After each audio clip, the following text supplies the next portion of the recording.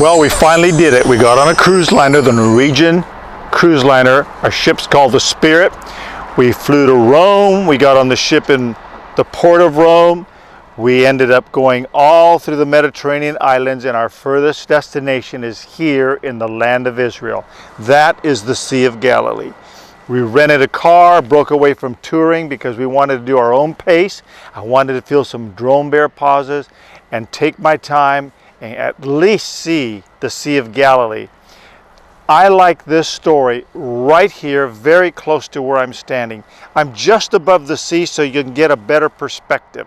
Now, just north of me is Capernaum, where Jesus lived with Peter.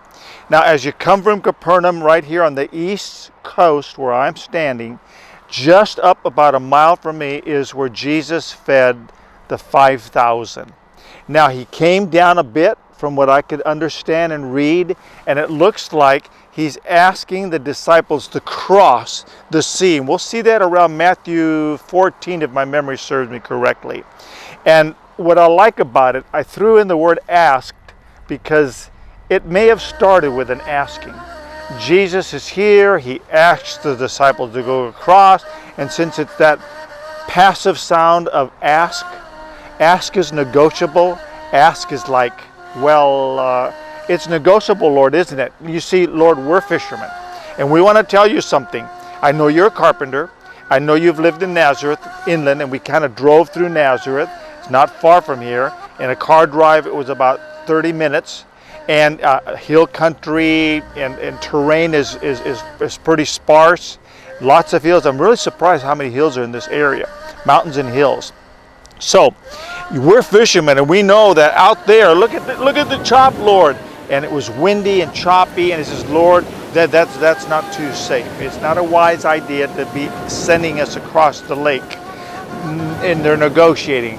So the Lord steps it up to the last notch, and he says in the scripture, he constrained them. Now the word constrained is the Greek word. He basically forced them. Let me interpret constrained.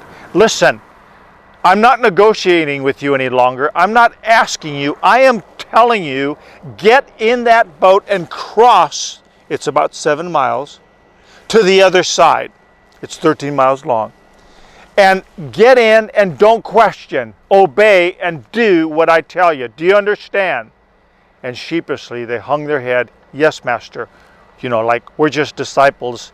We thought we could negotiate, but I guess you know better. We're going to get in the boat and cross over, but you're going to probably regret this. And so they get in the boat and off they go. And like these smart disciples who knew the ocean, the Sea of Galilee, they were in a horrible pickle. The waves, the water, the boat was taking on more water than it was letting off. They're bailing water as fast as they can. They're in a perilous situation. It says about 3 in the morning, the Lord could see them. Now, I don't know, it's hard to see on this day today because it's hazy, but I can see completely across the lake.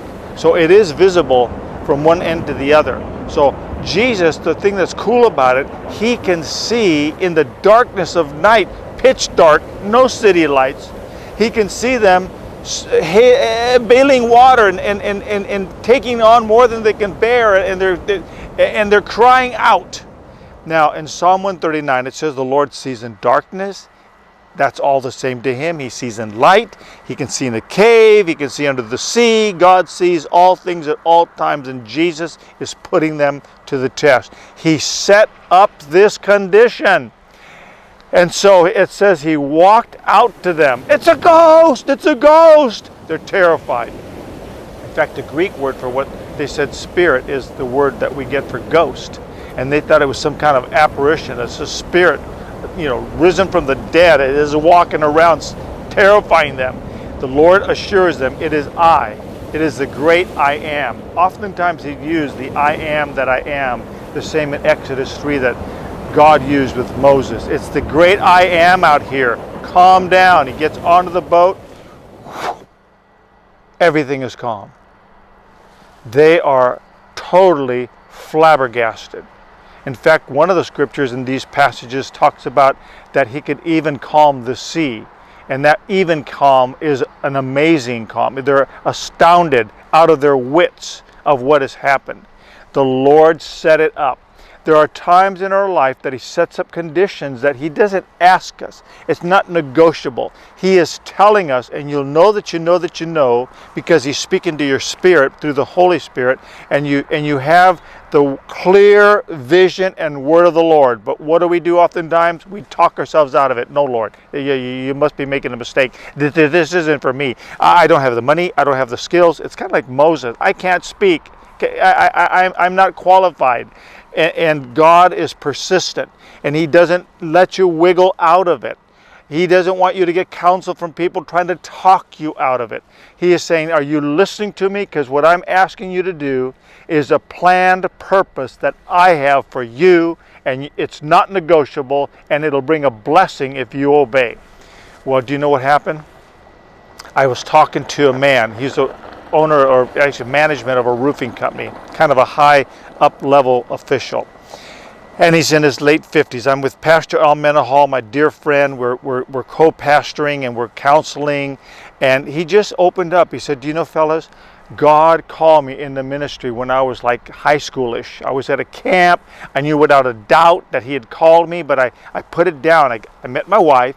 Then I had to have the job. Then the children came, and before you know it, I was in the world, doing the world thing to provide for my family, and I never went into the ministry, and to this day, it's the biggest regret of my life. He was constrained to do it, and he didn't do it, and he missed the blessing. The disciples got to see Jesus walk on the water. They got to see Him calm the storm, all because they were willing to do a hard thing against human reasoning and against human nature. Is God asking you to do that? Are you willing to hear His voice and follow His lead? Will you be like some of those missionaries like Gladys Atworth that was told by the English Board of Missions, we can't send a woman out there. Forget it. You're hearing the wrong voice.